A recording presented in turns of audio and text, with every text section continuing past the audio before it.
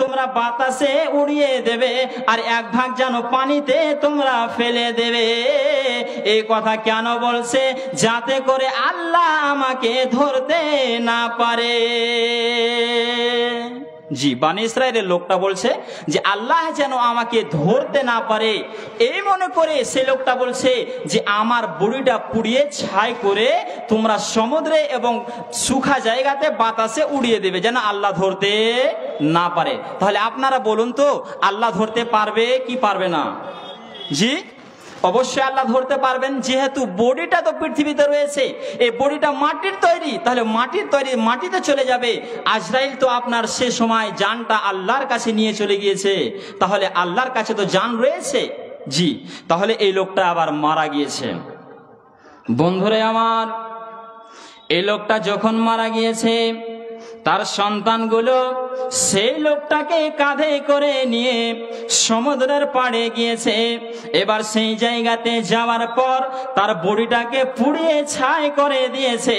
এবার পোড়ানোর পরে সেই লোকটা বলেছিল আমাকে দুই ভাগ করে দেবে। তার সন্তানগুলো সেই লোকটার ছাইগুলোকে দুই ভাগ করে দিয়েছে। এবার দুই ভাগ করার পরে এক ভাগ যেন সে লোকটা পানিতে ভাসিয়ে দিয়েছে, সমুদ্রে ভাসিয়ে দিয়েছে, আর এক ভাগ ছাইকে যেন বাতাসে উড়িয়ে দিয়েছে। এবার এই কাজ করার পরে তার সন্তানগুলো বাড়ি ফিরে গেছে। তো আল্লাহ তাবারাক ওয়া তাআলা বলছেন, আল্লাহ সমুদ্রকে বলছেন, পানিকে বলছেন, পানি রে, আমি তোমাকে সৃষ্টি করেছি, আমি তোমাকে বানিয়েছি রে পানি, তুমি শোনো, আজকে অমুক বান্দার ছাইগুলোকে তুমি যে জায়গাতে নিয়ে গিয়েছো, তুমি এখনই এই মুহূর্তে আমার কাছে হাজির করে দাও। তাহলে পানি যেন তার সমস্ত ছাইগুলোকে আল্লাহ হাজির করে দিয়েছে। এবার আল্লাহ তাবারাক ওয়া তাআলা, আমি তোমাকে বানিয়েছি, তাহলে তোমার কাছে যে ছাইগুলো তুমি যেই জায়গাতে নিয়ে গিয়েছো, ওই সমস্ত ছাইগুলোকে আমার কাছে তুমি এখনই হাজির করে দাও। জি, তাহলে হাওয়া আল্লাহর কথা শুনলো, সে লোকটার ছাইগুলোকে আল্লাহর কাছে হাজির করে দিল।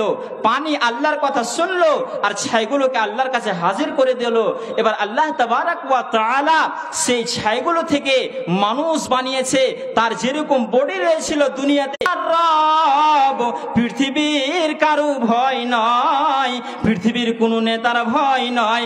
আমি পৃথিবীতে এত অন্যায় করেছি, এত জুলুম করেছি, এত ব্যভিচার করেছি, এত গুনাহ করেছি আল্লাহ, তাহলে আমি আল্লাহ তোমার ভয়ে কাজ করতে বলেছি, তোমার সমস্ত গুনাহকে আমি ক্ষমা করে দিলাম, যাও বান্দা তুমি জান্নাতে চলে যাও। সুবহানাল্লাহ। তাহলে এত বড় গুনাহ করার পরে লোকটা জান্নাতে গেল কেন? তো আল্লাহর কথাগুলো শুনেছিল, আল্লাহর বিধানগুলো শোনার পরে সে লোকটার হৃদয়ে আল্লাহর ভয় ঢুকে গিয়েছিল। তখন আল্লাহর কাছে এই যে কাকুতি মিনতি করে আল্লাহর কাছে ক্ষমা চাইতে গিয়ে আল্লাহর ভয়ে এই লোকটা এই কাজটা করতে বলেছিল। তাহলে আল্লাহর ভয়, আল্লাহ তাবারাক ওয়া তাআলা সেই কথাটাই বলছেন যে ইন্নামাল মুমিনুনাল্লাযীনা ইযা যুকিরাল্লাহ ওয়াজিলাত কুলুবুহুম। যখন মানুষ আল্লাহর কথা শুনবে, জাহান্নামের কথা শুনবে, আল্লাহর বিভিন্ন শাস্তির কথা যখন শুনবে, তার হৃদয়টা আল্লাহর ভয়ে কাঁপতে থাকবে, তার হৃদয়ে আল্লাহর ভয় ঢুকে যাবে। তাহলে আল্লাহর ভয় ঢোকার কারণে এই লোকটাকে আল্লাহ ক্ষমা করে জান্নাতবাসী করে দিলেন। জি, তাহলে এবার দ্বিতীয় নম্বর মুমিনের গুণটা কি আপনি শুনেন। ওয়াইদা তুলিয়াত আলাইহিম আয়াতুহু যাদাতুহুম ঈমানা। আল্লাহ রাব্বুল আলামিন বলছেন, যখন মানুষের সামনে কোরআন কি তেলাওয়াত করা হবে, কোরআন যখন পড়া হবে, তো যে লোকটা মুমিন হবে তার ঈমান বেড়ে যাবে। জি, যে লোকটা মুমিন হবে তার ঈমান বেড়ে যাবে। রেজভী বলে একটা নাম আপনারা শুনেছেন। সেই লোকটা ইসলাম ধর্মকে ছেড়ে অন্য একটা ধর্মে চলে গেছে, হিন্দু ধর্মকে গ্রহণ করেছে। তাহলে সেই লোকটা কোরআনকে পড়েছে, তো যেদিন ইসলাম ধর্ম ত্যাগ করেছে সেই লোকটা বলছে যে কোরআনের ভিতরে 26খানা এমন আয়াত রয়েছে যে আয়াতগুলোকে বের করে ফেলতে হবে, এটা মানা যাবে না। তাহলে আপনারা বলুন, সে লোকটা কোরআন যদি না পড়লো তো কি করে 26টি আয়াতকে বের করতে পারছে? তার মানে নিশ্চয় সে লোকটা কোরআনকে পড়েছে। তো কোরআন পড়ার পরে সে লোকটা বলছে 26টি আয়াতকে বের করে ফেলতে হবে, কোরআন এই 26টি আয়াতকে মানা যাবে না। তো এই লোকটা এই কথা বলে কোরআনকে মানলো না, সে লোকটা ইসলাম ধর্ম ছেড়ে দিয়ে সে লোকটা গুমরা হয়ে গেল, হিন্দু ধর্মকে গ্রহণ করে নিল। তো আল্লাহ যে বলেছেন কোরআনকে পড়তে গেলে ঈমান বাড়বে, তাহলে এই লোকটা গুমরা হলো কেন? দুইটা কারণ রয়েছে। এই লোকটা গুমরা হওয়ার কারণ দুখানা রয়েছে। এক নম্বর হচ্ছে আল্লাহ তাবারাক ওয়া তাআলা বলেছেন যালিকাল কিতাবু লা রাইবা ফি, এই কোরআনের ভিতরে কোনো রকমের সন্দেহ নাই। তাহলে ওয়াসিম রিজভী কোরআনটা তিলাওয়াত করেছে, এবার কোরআন পড়ার সাথে সাথে সে লোকটার ভিতরে সন্দেহ রয়েছে। সে লোকটা সন্দেহ করেছে যে কোরআনের ভিতরে ভুল ঢুকে আছে। কোরআনকে সন্দেহ করে যদি পড়ে তাহলে মানুষ কোনোদিন হেদায়েতের রাস্তা খুঁজে পাবে না। এই জন্য এই লোকটা হেদায়েত নয়, বরং সে লোকটা নষ্ট হয়ে গিয়েছে, পথভ্রষ্ট হয়ে গিয়েছে, জাহান্নামের দিকে চলে গিয়েছে। জি, কোরআন তেলাওয়াত করেছে সন্দেহ করে। আর আরেকটা হলো কি, ঈমানকে সঙ্গে নিয়ে। তো লোকটা ঈমান ছিল না, কোরআন তেলাওয়াত করেছে, ঈমান নাই, এই জন্যে তার কোরআন পড়ার পরে পরে আর ঈমানটা না বেড়ে এই লোকটাকে গুমরাহ করে দেওয়া হয়েছে। আর যে লোকগুলো কোরআন পড়বে তাদের ঈমান বেড়ে যাবে।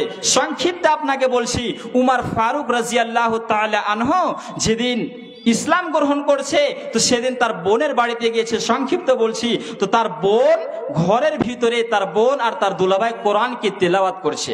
তো উমর ফারুক বাহির থেকে গিয়ে শুনে নিয়েছে যে কি যেন তেলাওয়াত করছে। তখন তার বোনকে বলছে, বোন রে তুই কি তেলাওয়াত করছিলি বলতো? তখন তার বোন উমরকে বলছে, ভাই তুমি যদি এই কোরআনটা, এই জিনিসটা নিতে চাও, পড়তে চাও, তাহলে তোমাকে গোসল করতে হবে। বলছে, হ্যাঁ এমন কি রয়েছে এই জিনিসটার ভিতরে যে আমাকে গোসল করতে হবে? বলছে, হ্যাঁ গোসল করতে হবে। ঠিক আছে, সে উমর ফারুক রাদিয়াল্লাহু তাআলা আনহু গোসল করে এসেছেন। গোসল করে আসার পরে তার বোন তার সামনে সেই আয়াতখানাকে তুলে ধরেছেন, কোরআনের আয়াতখানা তার সামনে তুলে ধরেছেন। তাহলে কোরআনের আয়াতটা যখন উমর পড়ছে তো পড়তে পড়তে তার হৃদয়টা কেঁপে উঠেছে, তার ভিতরে ঈমান জেগে উঠেছে। তার বোনকে বলছে, বোন রে আল্লাহর নবীর কাছে আমি এখনই যাব। সে লোকটা আল্লাহর নবীর কাছে মসজিদে নববীতে চলে গিয়েছেন। আর সেই জায়গাতে গিয়ে বলছেন, ইয়া রাসূলুল্লাহ আপনার সামনে মাথা দিতে এসেছি, আপনি আমাকে গ্রহণ করে নেন। আপনি আপনার মুমিনুনাল্লাযীনা ইযা যুকিরাল্লাহু ওয়াজিলাত কুলুবুহুম ওয়া ইযা তুলিয়াত আলাইহিম আয়াতুহু যাদাতুহুম ঈমানা ওয়া আলা রাব্বিহিম ইয়াতাওয়াক্কালুন। যে লোকটা মুমিন হবে বিপদ আপদ সর্বদা আল্লাহর উপরে ভরসা রাখবে। মুমিন আল্লাহর উপরে ভরসা রাখবে। আজকে এমন পৃথিবীতে মানুষ রয়েছে, একটু কোনো প্রবলেম হয়েছে, অসুবিধা হয়েছে, বলছে আর দুনিয়াতে থাকবো না, বিষ খাবো, ফাঁসিতে ঝুলে যাব, নিজের গর্দনটা কেটে দিব। জি, এরকম আমরা কথা বলে থাকি। তাহলে জি না, বিপদ আপদ সবসময় আপনাকে ধৈর্য ধারণ করতে হবে, আল্লাহর প্রতি ভরসা রাখতে হবে, ঈমানের উপরে টিকে থাকতে হবে। আজকে মানুষ একটু বিপদ আসলে বলে আমি আমার জীবনটা শেষ করে দেব। তার প্রমাণ কি? বন্ধুরা আমার, যখন লকডাউন লেগেছে, ওই লকডাউনের সময় কিছু মানুষের নাম যেন তালিকাতে বের হয়ে এসেছে, এই লোকগুলোকে ক্যাম্পে যেতে হবে। তখন এমন কিছু সিচুয়েশন এসেছে যে সেই কঠিন দিনে 2018 সালে যখন লকডাউন লাগে, সে সময় পেপার পত্রিকায় দেখা গিয়েছে অনেকগুলো মানুষ যেন জীবন হারিয়ে দিয়েছে।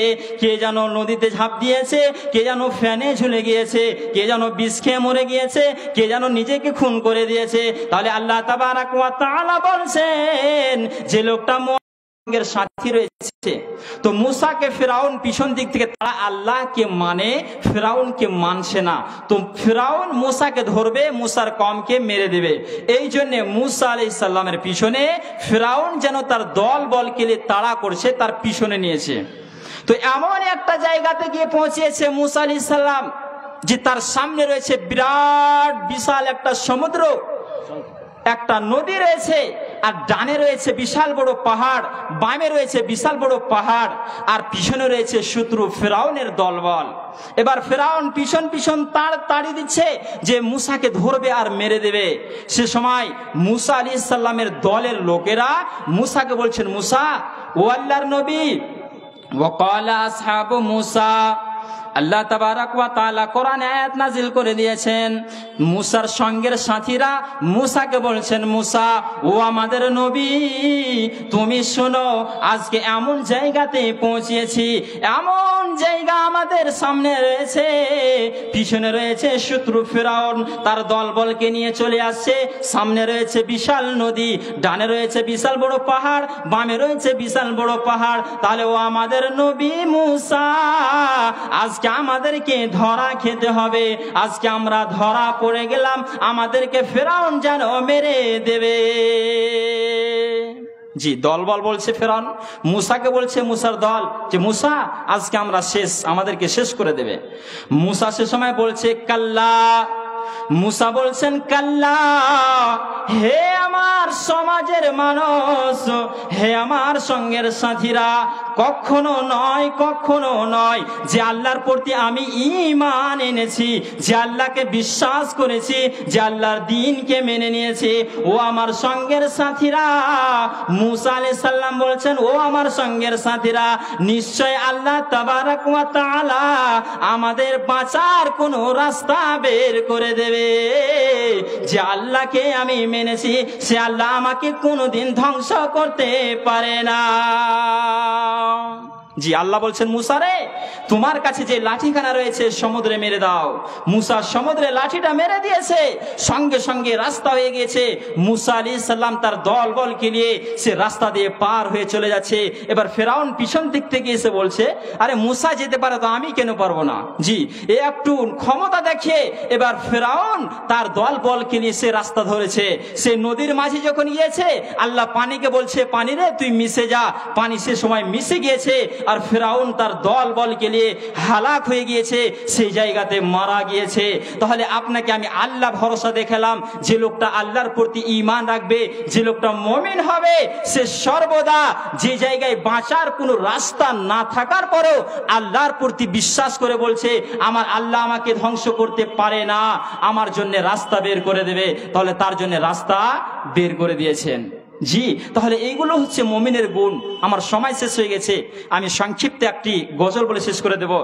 তাহলে আজকে যদি আমাদের ভিতরে এই গুণগুলো না থাকে, আজকে কোরআন হাদিসের কথা শুনছি আর শোনার পরে আমরা ফিরে চলে যাচ্ছি, মানে এই কথাগুলো শুনে যদি কোনো পরিবর্তন না হয়, এই কোরআন হাদিসের কথা শোনার পরে আপনার হৃদয় যদি না কাঁপে, তাহলে আপনাকে ভেবে নিতে হবে আমার অন্তরে মোহর লাগিয়ে দেওয়া হয়েছে, আল্লাহ আমার উপরে নারাজ হয়ে আছে, যার কারণে কোরআন হাদিসের কথা আজকে আমাকে টাচ করতে পারছে না, আমার হৃদয়টাকে আজকে টাচ করতে পারছে না, আল্লাহর ভয় আমার ভিতরে ঢুকছে না।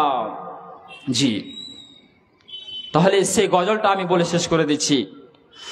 আমি কি করিলাম এ দুনিয়ায় আসিয়া, চিন্তা করে দেখ রে মন ভাবিয়া,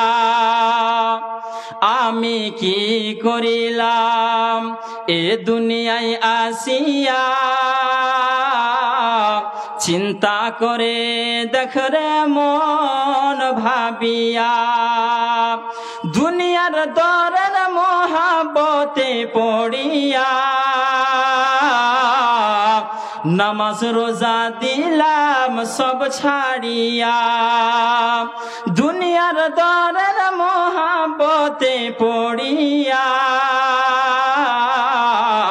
আল্লাহ রসুল সবে গেলাম ভুলিয়া, আমি কি করিলাম এ দুনিয়ায় আসিয়া, চিন্তা করে দেখ রে মন ভাবিয়া,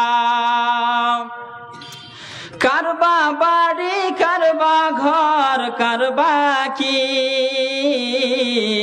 যেদিন চলিয়া যাবে তোর প্রাণের পাখি, পাখি যখন ফাঁকি দিয়া চলিয়া যাইবে, সোনার দেহ মাটিতে পড়িয়া রহিবে। বড় বাড়ি বড় ঘর রাখিয়া 3.5 হাত জায়গায় রবি পড়িয়া আমি কি করিলাম এ দুনিয়ায় আসিয়া। চিন্তা করে দেখরে মন ভাবিয়া। কুলের পাতা গরম পানি করিয়া সুন্দর করে দিবে তোমায় গোসল করাইয়া। বাজার থেকে সাদা কাফন আনিয়া দুলহার মতো দিবে তোমায় সাজায়া। আমি কি করিলাম এ দুনিয়ায় আসিয়া। চিন্তা করে দেখরে মন ভাবিয়া। দুনিয়ার দরের মহাবতে পড়িয়া আল্লাহ রসুল সবে গেলাম ভুলিয়া। আমি কি করিলাম এ দুনিয়ায় আসিয়া। চিন্তা করে দেখরে মন ভাবিয়া। আসসালামু আলাইকুম ওয়া রাহমাতুল্লাহি ওয়া বারাকাতুহু।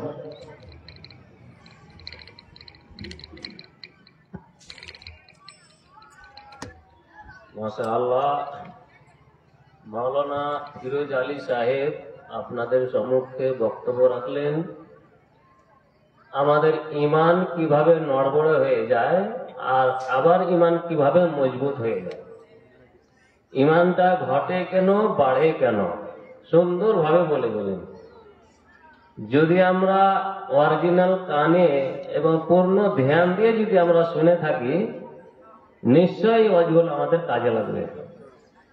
আল্লাহ যেন ওনাকে ভবিষ্যতে হাদিস কোরআন, সহিহ হাদিস কোরআন অনুযায়ী বক্তব্য রাখার তৌফিক দান করেন। সকল বলুন আমিন। এখন আপনাদের সম্মুখে বক্তব্য রাখবেন মাওলানা সাহেব আলী সাহেব। মাওলানা সাহেব আলী সাহেব, ওনার টাইম হলো 8টা 10 পর্যন্ত।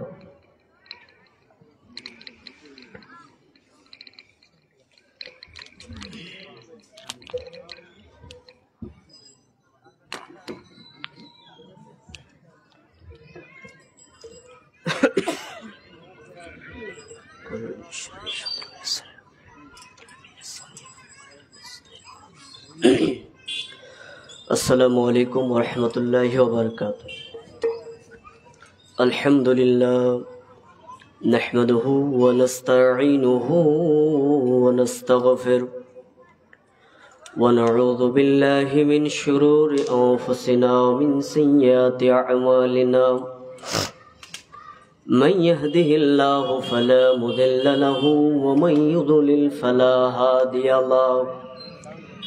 وأشهد أن لا إله إلا الله وحده لا شريك له وأشهد أن محمدا عبده ورسوله الذي أرسله بالحق بشيرا ونذيرا وداعيا إلى الله بإذنه وسراجا منيرا. أما بعد فإن خير الحديث كتاب الله وخير الهدي هدي محمد صلى الله عليه وسلم وشر الأمور محدثاتها وكل محدثة بدعة وكل بدعة ضلالة وكل ضلالة في النار. فقد قال الله تبارك وتعالى في كلامه المجيد وفرقانه الحميد. أعوذ بالله من الشيطان الرجيم. يا أيها الذين آمنوا إنما الخمر والميسر والأنصاب والأزلام رجس من عمل الشيطان فاجتنبوه لعلكم تفلحون عمار بن ياسر رضي الله تعالى عنه قال قال رسول الله صلى الله عليه وسلم ثلاثة لا يدخلون الجنة أبدا الديوث ورجلة من النساء ومدمن الخمر। উপস্থিত আজকে সবার সভাপতি মহাশয় এবং আমার সামনে বসে থাকা দিনদার ইমানদার মুমিন ভাই সকল এবং পর্দার এক প্রান্তে বসে থাকা মুমিনা মা ও বোনেরা, প্রশংসা তার যিনি হচ্ছেন আল্লাহ, যে আজকে একটি অনুকূল রাতে একটি শান্ত জায়গায় একটি সুন্দর একটি মজলিসে আমাকে আপনাকে একত্রিত হওয়ার তৌফিক এনায়াত দান করেছেন। সেই মহান মনিবের দরবারে শুকরিয়া কৃতজ্ঞতা জ্ঞাপন করি, তাই মহাব্বতে সুরে বলি আলহামদুলিল্লাহ। তিনার পরে আখির রাসূল নবিকুলের শিরামণি বিপ্লবী জননেতা, যিনি 63 বছর জিন্দেগিখানা তিনি তার সাহাবী উম্মতের পিছনে কাটিয়েছেন, সেই নবীর প্রতি দরুদ ও সালাম বর্ষিত হোক। আল্লাহুম্মা সাল্লি আলাইহি আল্লাহুম্মা বারিক আলাইহি। মোহতারাম মুকাররম, আমি আমার বিষয়টি আপনাদের সামনে বলবো, যদিও আলেম ওলামারা বুঝে ফেলেছেন, তবে আপনারা বুঝতে পারেননি। আজকে বর্তমানে যে শয়তানের যে অপকর্ম রয়েছে, আমাদেরকে শয়তান এমন কিছুগুলো কর্মতে ভুলিয়ে রেখেছে যেগুলো পাপ আমরা করি, কিন্তু আমরা বুঝতে পারি না যে এই পাপের ওজনটা কত বড়। আজকে আপনাদের সামনে নেশাদার দ্রব্য সম্পর্কে এক গুরুত্বপূর্ণ তথ্যবল আলোচনা করব, সংক্ষিপ্ত বিবরণ ইনশাআল্লাহুল আজিজ। আমার কথাগুলো একটু ধীরে শুনবেন। সুর দিয়ে আগে বক্তব্য দিতাম, আমার খুতবা পাঠ করা শুনে মনে হয় আপনারা বুঝতে পারছেন যে মৌলানা সাহেব সুর দিয়ে ওয়াজ করবে। আমি নিজে ইচ্ছায় সুর ছেড়ে দিয়েছি, আলহামদুলিল্লাহ আমার অনেক ভালো সুর, আপনারা জানেন। নিজে থেকেই সুর ছেড়েছি, কারণ এখানে যতই আপনি কোরআন হাদিস বলেন না কেন, আপনি এখান থেকে যাওয়ার পরে